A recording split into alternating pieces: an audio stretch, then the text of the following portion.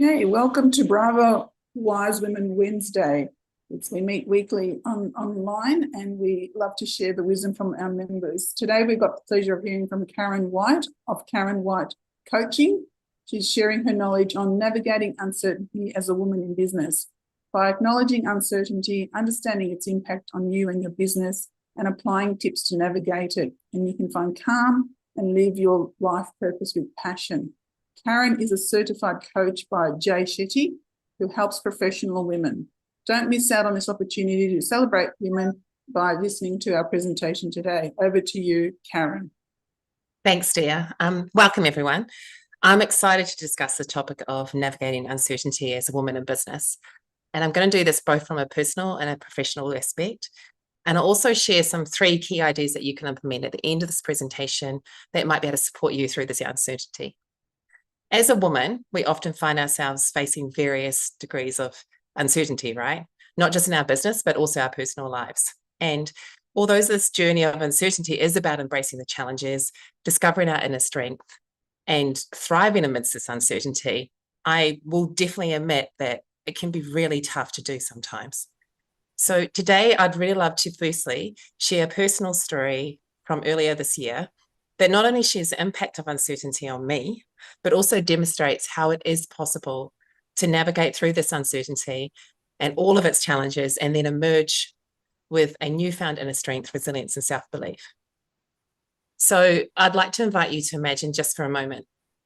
It was a Monday morning, early February this year, and I'm sitting down and I'm doing my business admin like I normally do on a Monday.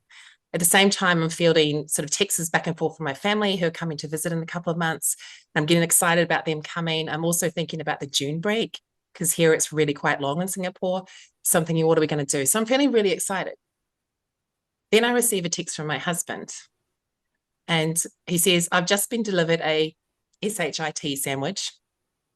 We need to talk about this but without the kids listening tonight. My mind starts to go in overdrive. I go back to him quickly and say, are you okay? He replies, yes. I'm like, do you still have a job? He said, yeah, but it's complicated. I'm like, do we have to move country? And he's like, yeah, likely. I think about it, I said, yeah, but Dom, who's my son or our son, he'll need to stay in schooling here because he's in his last couple of years. And my husband says, I don't want that. Then I said, can you share more with me about this? Because my mind is going crazy right now. He says, I can't share too much. It's highly confidential. I shouldn't have even told you. I'm like, okay. So I put my phone down. I look at my laptop. Everything that 5 minutes ago seemed to make absolute sense now, I just can't even look at. I close my laptop. I walk into the kitchen. I see dishes in the sink and I think I should do the dishes, but I don't. I look outside and see that the laundry should be hung up. But I can't hang it up. I just don't feel like it. I walk back to the lounge and I check my phone again. There's no new messages. And I turn around, I remember looking at the door and I was thinking, I just want to escape. I feel sick to my stomach. I get changed on the end and I decide to go for a walk. I'm like, I don't care if it's 30 plus degrees out there because I live in Singapore, so it's always hot, but it's crazy at about that time. And I don't care if the snakes have come out and the lizards have come out. I need to get out because I just feel extremely sick. I fast forward to that evening and I ask my husband as we get those moment, like 10 minutes of like time to ourselves. And I say, what do you want to do? And he says, I don't want to split up the family. And I said, neither do I. So we sit there for a moment and I say to him, I said, I'm just over feeling like we have no control on when we take in from one country to the next. We both sit there silently processing. And I remember sitting on the couch just thinking, like, what do we do? Then a thought comes to mind and I say, what if we say no? And I remember seeing him look at me and he says, we could do that. And then he says, I could do that and then offer an alternative. And I thought for a moment, we do have that control, right? We have that choice. The next morning, I wake up and I did have a restless night's sleep, obviously. But I realized I need to tap into what helps me.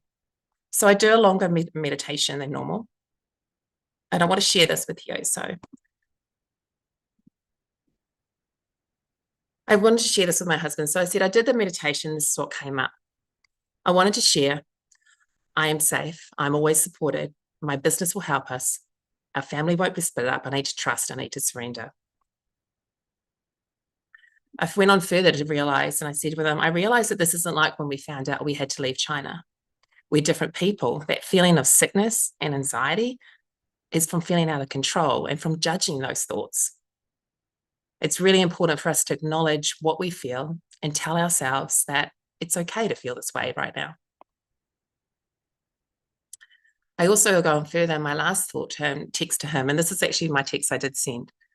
I said, I'm grateful that we're on the same page and that we both don't want to go to this country and we both don't want to split up the family.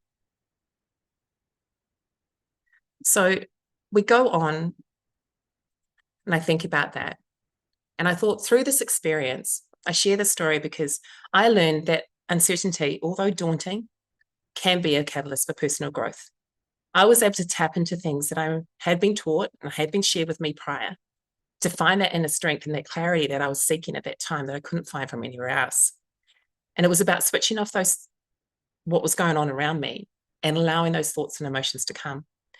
Without going into too many details here, this situation taught me that the importance of self-compassion, embracing change, and cultivating that positive mindset, and just being grateful for what I do have and what I can control. These qualities, of course, are not exclusive to me. They're inherent in all of us. They're just waiting there for us to harness them and utilize them and to help us through these times of uncertainty. The one key thing I really am remembering here is that this feeling of uncertainty is deeply personal. So based on your background, past experiences, current challenges you're going through, and even your future aspirations. So consider this example where I was experiencing fear and anxiety and all this hesitation around this particular opportunity. But on the other side, someone else could be in a completely different situation or the same situation, but approach it with excitement and curiosity and the sense of adventure. And I can tell you this is a fact because I myself, in the times when I have been moving country, have actually been that person who's like, oh my goodness, let's go. Where's next, you know? But in this reason, for whatever reasons, and because of those past experiences, etc., I found it really difficult and I was facing it with fear and anxiety. So as we navigate these uncertainties in life and business, I'd love to summarize this last part with just sharing these 3 key takeaways.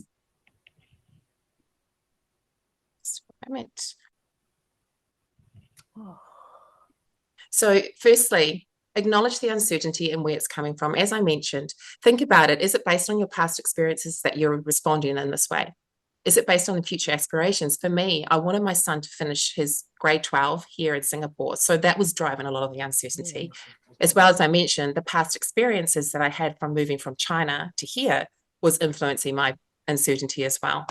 Also think about creating that environment to reflect and process, one that fills you up. Find those things that fill you up. You don't have to be downloading everything and be involved. I've got a friend of mine that's really triggered by this, like the current war situation that's going on, because she keeps downloading and watching everything, thinking she needs to show how much she cares. But you don't need to be actually doing that to show how much you actually care.